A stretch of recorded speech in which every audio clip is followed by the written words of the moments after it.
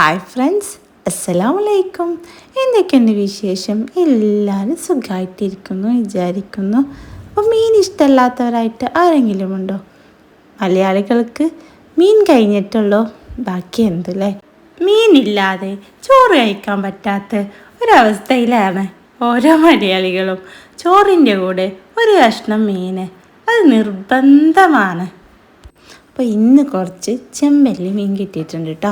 ആ ചെമ്പല്ലി മീൻ വെച്ചിട്ട് നമുക്ക് ഒരു അടിപൊളി ഫ്രൈ കേട്ടോ. അതെങ്ങനെയാണെന്ന് നോക്കാം.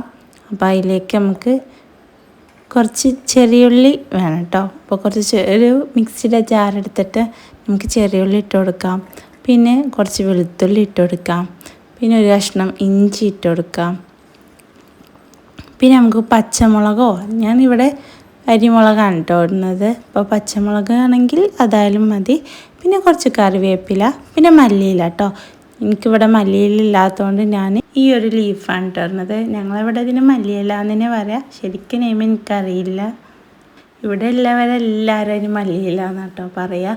ഇനി അടുത്തതായിട്ട് നമുക്ക് ആഡ് ചെയ്ത് കൊടുക്കേണ്ടത് കാശ്മീരി മുളക് പൊടിയാണ് കേട്ടോ. അപ്പോൾ ഞാനിവിടെ 2 ടേബിൾ സ്പൂൺ കാശ്മീരി മുളക് പൊടി ചേർത്ത് കൊടുക്കുന്നുണ്ട്.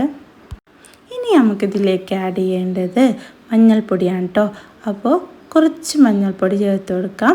അടുത്തതായിട്ട് 1 സ്പൂൺ നാരങ്ങാനീരും ആഡ് ചെയ്ത് കൊടുക്കാം. അടുത്തതായി നമ്മൾ ആഡ് ചെയ്യാൻ പോകുന്നത് ഉപ്പാണ് കേട്ടോ. അപ്പോൾ ആവശ്യത്തിന് ഉപ്പും കുറച്ച് ഗരം മസാലയും ചേർത്ത് നമുക്ക് മിക്സിയിൽ അരച്ചെടുക്കാം. നമ്മളെ മസാല ഇവിടെ അടിപൊളിയായി കിട്ടിയിട്ടുണ്ട് കേട്ടോ. വെള്ളം ചേർക്കാതെയാണിത് മിക്സിയിൽ അരച്ചെടുത്തിട്ടുള്ളത്. കൈക്ക് വൃത്തിയാക്കിയ ചെമ്പല്ലി മീനിലേക്ക് നമുക്ക് ഈ മസാല ഇട്ട് കൊടുക്കാം. എന്നിട്ട് 1 സ്പൂൺ വെളിച്ചെണ്ണ ഇതിൽ ചേർത്തിട്ട് നമുക്ക് ഈ മസാല നന്നായിട്ട് ഈ ചെമ്പല്ലി മീനിലേക്ക് തേച്ച് കൊടുക്കാം.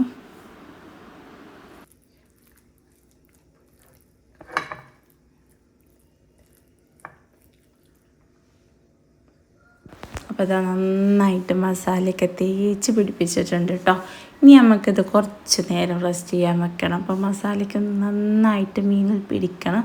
നമുക്ക് കുറച്ച് നേരം ഇത് റെസ്റ്റ് ചെയ്യാൻ വെക്കാം. കുറച്ച് സമയത്തിന് ശേഷം ആ മസാലയ്ക്ക് നന്നായിട്ട് പിടിച്ചിട്ടുണ്ട്. ഇനി നമുക്കൊരു പാൻ വെക്കാം. പാൻ ചൂടായി വരുമ്പോൾ നമുക്ക് വെളിച്ചെണ്ണ ഒഴിക്കാം. വെളിച്ചെണ്ണ ഒഴിച്ചിട്ട് കുറച്ച് കറിവേപ്പില ഇട്ടിട്ട് നമ്മൾ ഈ മസാല പിടിച്ച മീൻ നമുക്കിതിലേക്ക് ഇട്ട് കൊടുക്കാം. എന്നിട്ട് ഫ്രൈ ചെയ്തെടുക്കാം.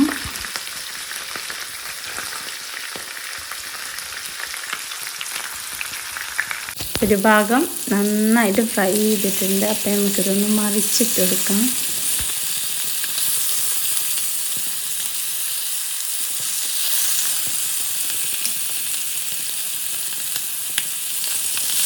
അപ്പോൾ അടിപൊളി ടേസ്റ്റി ചെമ്പല്ലി ഫ്രൈ ഇവിടെ റെഡി ആയിട്ടുണ്ട്.